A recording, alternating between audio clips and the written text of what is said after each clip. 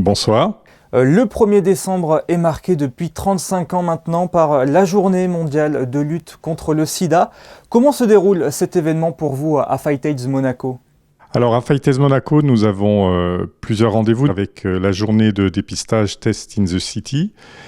Et le 1er décembre est la journée où nous commémorons les personnes décédées du sida et de ses conséquences avec le déploiement des courtes pointes au musée océanographique.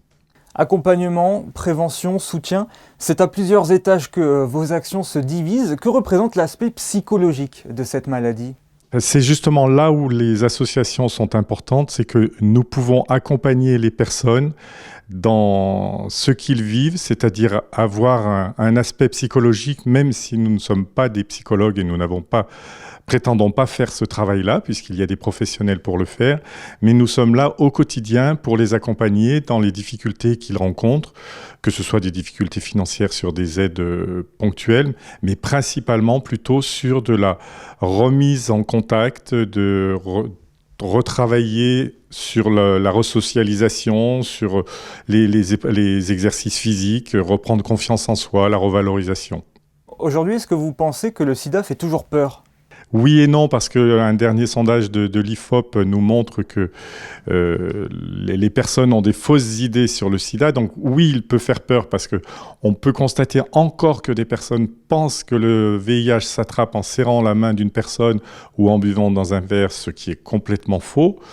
Donc il y a des idées fausses qui perdurent. Donc, et en même temps, les jeunes, ce sondage fait ressortir qu'ils pensent à tort qu'il y a un vaccin qui guérit du VIH, ce qui n'est pas le cas. Il y a des traitements aujourd'hui qui existent qui font que les personnes ne contaminent plus, mais il n'y a pas de vaccin. Et alors comment fait-on pour lutter contre toutes ces fausses idées ? Alors c'est le travail que la princesse Stéphanie avait donné comme mission à Fight AIDS Monaco, c'est faire de la prévention, ce que nous faisons tout au long de l'année auprès de différents publics. Nous travaillons avec l'éducation nationale, nous travaillons avec les entreprises aussi, pour rappeler les messages importants de la lutte contre le sida. Aujourd'hui, nous savons que nous avons des moyens diversifiés pour se protéger, pour éviter d'être contaminés. Le tout, c'est d'avoir conscience quand on prend un risque. Donc c'est ce message que nous devons faire passer. Une personne qui est dépistée, c'est-à-dire qui sait qu'elle est contaminée, elle peut bénéficier d'un traitement, c'est-à-dire que le virus là est rendu inoffensif et pour l'organisme de la personne, mais en plus la personne ne transmet plus le virus.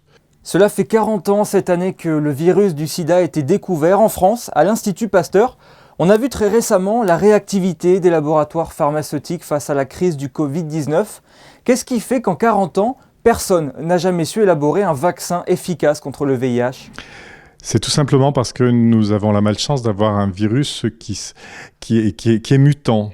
Donc il se multiplie déjà dans l'organisme et en plus, s'il reconnaît un traitement, il peut à un moment donné arriver à combattre ce traitement et muter, ce qui veut dire que le traitement ne sera plus efficace pour la personne.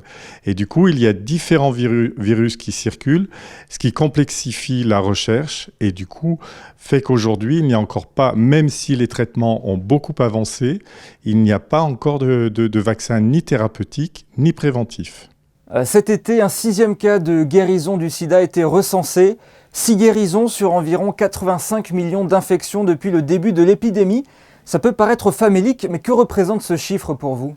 Bien sûr que l'on peut se réjouir de ces 6 cas de guérison. Enfin, on ne retrouve plus le virus dans leur sang. C'est qu'il ne faudrait pas qu'il y ait de faux espoirs, c'est-à-dire que ce sont des cas très précis, puisque c'est dans le cas d'une greffe de moelle osseuse. Donc, on ne peut pas imaginer guérir les personnes vivant avec le VIH avec cette méthode-là. Cela reste des cas isolés et qui laissent un espoir, mais il ne faut pas qu'il y ait de faux espoirs par rapport à ces cas-là. Et c'est là tout l'intérêt d'associations comme Fight AIDS Monaco qui luttent pour pouvoir informer au mieux les populations, c'est cela ? Qui luttent pour ça et qui accompagnent les personnes vivant avec le VIH, que ce soit ici à Monaco 2 fois par semaine, plus d'autres actions, et bien sûr à la maison de vie que la princesse a créée en 2010.